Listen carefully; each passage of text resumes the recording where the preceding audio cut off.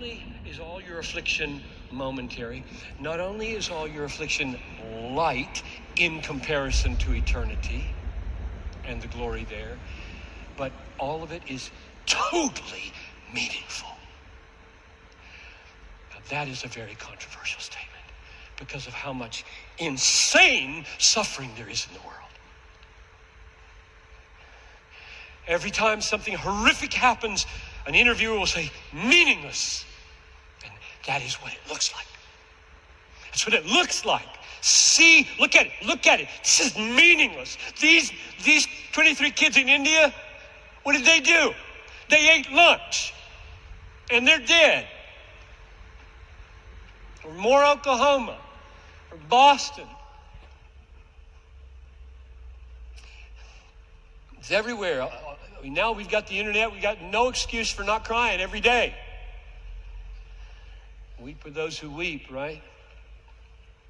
If you don't have a theology that can cope with the internet horrors, you just better check out or get one.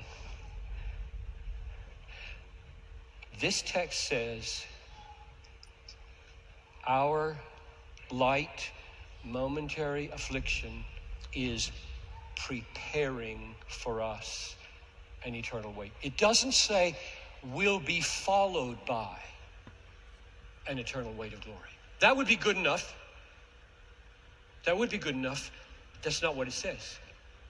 Kat ergozomai. Forgive the Greek. I just love it. Gotta dump it out every now and then. You don't need to know that. The word means produce, prepare, cause to bring about. I'll venture this. Every millisecond of your pain from the fallen nature or fallen man, every millisecond of your misery in the path of obedience is producing a peculiar glory you will get because of that. That's a very controversial statement, and I believe it. So that if anybody says to me that a believer's suffering was meaningless, I'll be quiet probably because they're probably hurting really bad right now. And I want to wait and see when the right time is. But I'm going to come back eventually and say, it wasn't meaningless. I don't care if it was cancer or criticism. I don't care if it was slander or sickness. It wasn't meaningless, because verse 17 says, my light, momentary, lifelong, total affliction is doing something. It's doing something. It's not meaningless. Of course you can't see what it's doing. This is the main unseen thing verse 18 is talking about, I think. What's the unseen you're supposed to look at? You're supposed to look at the promise of God in verse 17 that says your pain is doing something for you. You can't see it, you can't feel it. Either you see it with the eyes of faith, believe it because the text says it, or you lose heart. And I'm going to close with John the Baptist as an illustration. I love and groan. My name's John. I love all the Johns in the world. That's a weird thing to say in the city.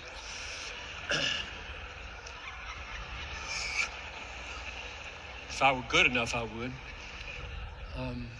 But I love John the Baptist, and I love his story, and I weep over the way it ended. So let me just take 3 minutes and tell you the way it ended, and we'll stop. He's in prison, and you know why he's in prison? Jesus said, there is no man born of woman greater than John the Baptist. Jesus said that. He's in prison. You know why he's in prison? Because he looked the king right in the face and said, you can't have her. She is Philip's wife. You're an adulterer. Well, that's a very dangerous thing to say to a king who has absolute authority over anybody, do anything he wants. So he puts him in jail. He's scared of him, so he hasn't killed him. But there he sits. And now it's Herod's birthday. And he gives a party for himself. Throws in a little bonus, a little sexual bonus for his guests. Has a stepdaughter dance. Really, really pleasing dance. turns everybody on. They're all loving it. And when she's done, he knows she's pleased the guest, so to reward her, he says, I'll give you whatever you want, up to half my kingdom. She goes to her mom, Herodias, who hates John the Baptist, and says, what should I ask for? And her mom says, ask for the head of John the Baptist on a platter. Okay. She walks back in. Everybody's listening. What's she going to ask for? I want right now the head of John the Baptist on a platter. Silence in the room. The king can't take it back. Okay. He whispers to his attendant, get it. John's sitting there in the cell, wondering how the kingdom is going to come. And the door opens, and two guys are standing there, one of them with a sword. It's just a moment of silence, doesn't know what's going on.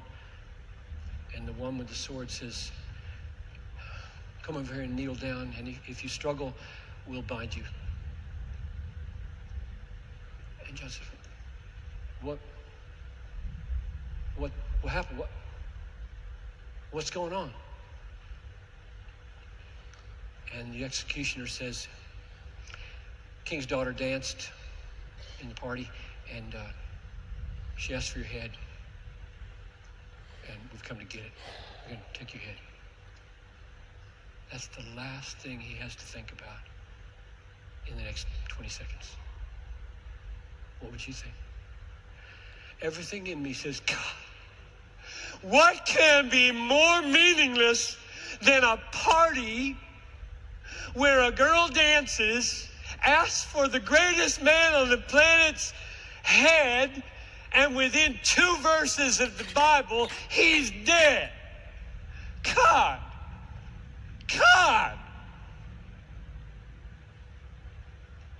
Meaningless. Absolutely meaningless way to die. Nothing glorious about it. It stinks to high heaven. I'll tell you, I hope God in his mercy put into John's head in those 20 seconds this light momentary affliction is working for you an eternal weight of glory. And so I believe the main because for not losing heart in this text is that none of your suffering is meaningless. It'll feel that way. That's why verse 18 says, don't look at what's seen. I mean, you just stand there watching that happen. You just stand there watching that happen. You're going to kill him. He didn't do anything. She just danced. Don't do that. It's meaningless. This is totally crazy. This is an absurd novel. This doesn't happen. That's the way you talk, right? What your eyes are telling you is meaningless. Don't look to what is seen. When your mom dies, when your kid dies, when you got cancer at 40, when a car careens into the sidewalk and takes her out, don't say, this is meaningless. It's not. It's working for you an eternal weight of glory. Therefore, do not lose heart, but take these truths, all the ones you've heard in every message, and day by day, focus on them. Preach them to yourself every morning.